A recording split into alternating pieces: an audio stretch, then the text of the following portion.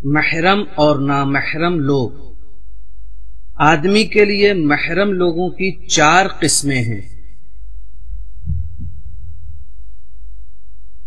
دائمی یا عارضی زوجہ، نسبی محرم جو ماں باپ اور ان کے والدین چاہے جتنا اوپر جائیں ان پر مشتمل ہے، بیٹی اور بیٹا اور ان کے اولاد چاہے جتنے نیچے جائیں، بھائی اور بہن چاہے وہ پدری ہوں یا مادری یا دونوں، بھائی بہن کی اولاد اور اولاد کی اولاد آخر تک، اپنے اور والدین کے چچا اور پھوپھی آخر تک،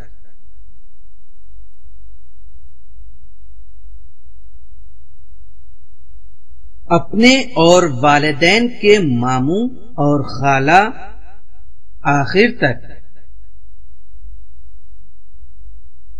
یہی صورت دودھ پینے کی وجہ سے خاص شرائط کے ساتھ سامنے آتی ہے اور انہیں رضاعی محرم کہا جاتا ہے۔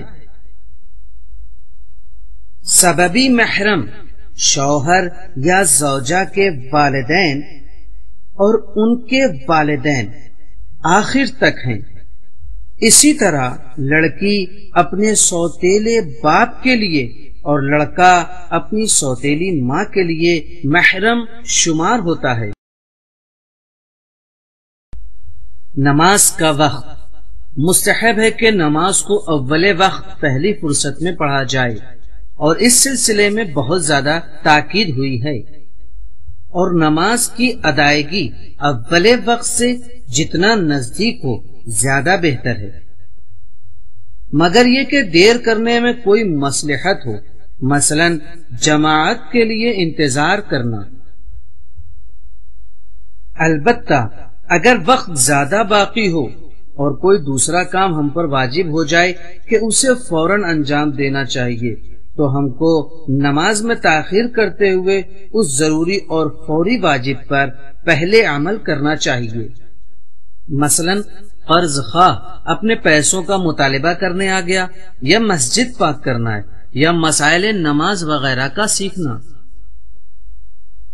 اذان صبح کے نزدیک ایک سفیدی پورب سے اوپر کی طرف حرکت کرتی ہے، اس وقت کو فجر اول یا صبح کاذب کہتے ہیں، اور جس وقت وہ سفیدی پھیل جائے تو اسے فجر دوم یا صبح صادق کہتے ہیں۔ یہی نماز صبح کے آغاز کا وقت ہے۔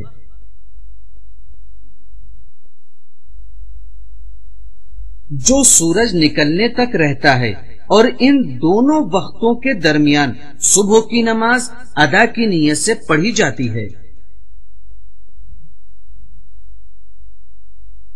دن کے درمیان جب چیزوں کا سایہ چھوٹے ہونے کی آخری حد تک پہنچنے کے بعد بڑھنا شروع ہو جائے تو وہ ظہر کا مخصوص اور فضیلت کا وقت ہے، اور 4 رکعت پڑھے جانے کی مقدار بھر وقت گزرنے کے بعد ظہر اور عصر کا مشترک وقت شروع ہوتا ہے۔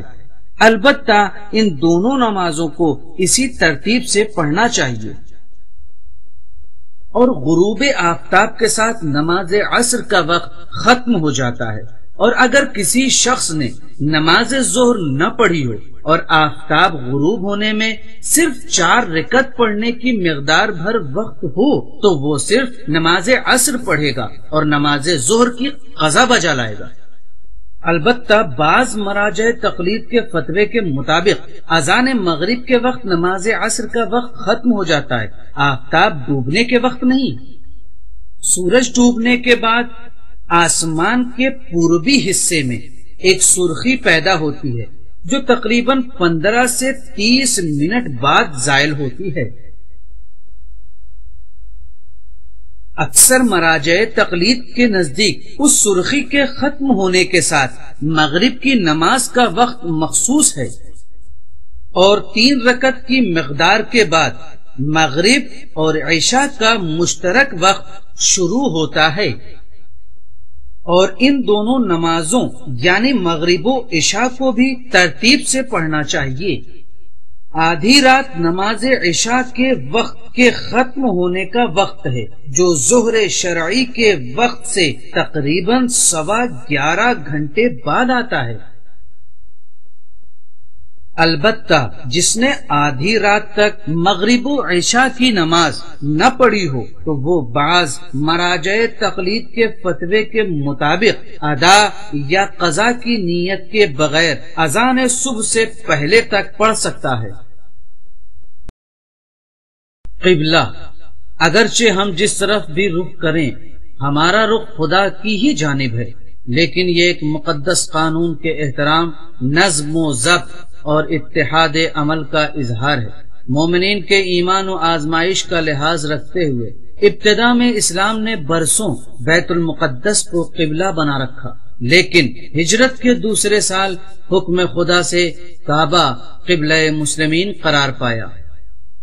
کعبہ جناب ابراہیم کی توحید، حضرت محمد مصطفیٰ صلی اللہ علیہ وآلہ وسلم کے ایمان اور حضرت امام مہدی عجل اللہ تعالی فرجہ الشریف کے عالمی قیام کی علامت ہے۔ ہم کو نماز میں رو بہ قبلہ ہونا چاہیے، میت کی تدفین اور حیوانات کو بھی رو بہ قبلہ ذبح کرنا چاہیے۔ البتہ جو لوگ خانہ کعبہ سے دور ہیں وہ اس طرح حالت نماز میں کھڑے ہوں کہ لوگ کہیں اس کا رخ قبلے کی طرف ہے، اتنا ہی کافی ہے۔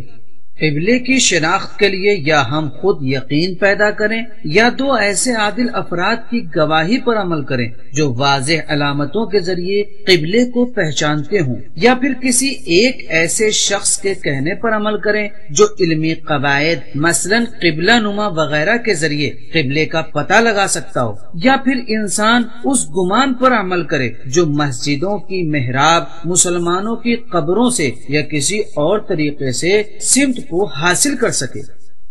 اگر ہم قبلے کی سمت معین نہ کر پائیں تو جس طرف بھی گمان ہو اس طرف نماز پڑھ لیں، کافی ہوگا۔ لیکن اگر قبلے کی طرف گمان بھی نہ پیدا ہو تو پھر ہم کو چاروں طرف نماز پڑھنا ہوگی۔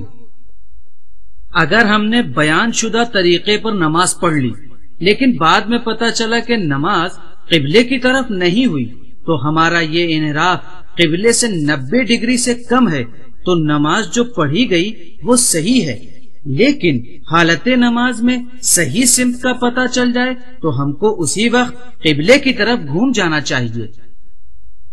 نماز کے علاوہ کسی اور کام میں بھی قبلہ رخ ہونا ضروری ہے؟ ہاں، کیوں نہیں۔ جانور ذبح کرنے کے علاوہ اور بھی بہت سے مستحب کام ہیں جس میں انسان کو چاہیے کہ وہ قبلہ رخ ہو۔ مثلا قرآن مجید کی تلاوت کرتے وقت، بیٹھتے وقت یا رات میں سوتے وقت بہتر یہ ہے کہ وہ قبلہ رخ ہو، اور اسے چاہیے کہ اپنے ہر کام کو خانہ خدا سے مربوط رکھے۔ لیکن کچھ مقامات ایسے ہیں کہ جہاں پہ قبلہ رخ ہونا یا قبلے کی طرف پیٹ کرنا یہ حرام ہے، جیسے بیت الخلاء میں پیشاب پاخانہ کرتے وقت قبلے کی طرف منہ کر کے بیٹھنا یا پیٹ کر کے بیٹھنا یہ جائز نہیں ہے۔ اور اگر کسی بلڈنگ میں ایسی کوئی سچویشن ہو کہ انسان مجبور ہو تو پھر وہ اس ٹوائلٹ کو استعمال نہ کرے، اس لیے کہ یہ کام جائز نہیں ہے۔ دلچسپ بات یہ ہے کہ سال میں 2 دن 28 مئی اور 16 جولائی کو مکہ کے زوال کے وقت سورج بالکل سیدھا خانہ کعبہ پر اپنا نور بکھیرتا ہے، اور اگر اس وقت کوئی آدمی سورج کی طرف رخ کر کے کھڑا ہو جائے تو اس کا رخ قبلے کی طرف ہوتا ہے۔ مستحبی نماز میں بھی قبلہ رخ ہونا ضروری ہے؟ دیکھیے، قبلہ جو ہے وہ واجبی نماز میں بھی شرط ہے اور مستحبی نماز میں بھی شرط ہے، لیکن اگر کوئی مجبوری ہو، مثلا انسان سواری پر ہو، سفر میں ہو اور قبلے کی رعایت اس کے لیے مشکل، تو پھر ایسی صورت میں ضروری نہیں ہے کہ وہ قبلہ رخ ہو۔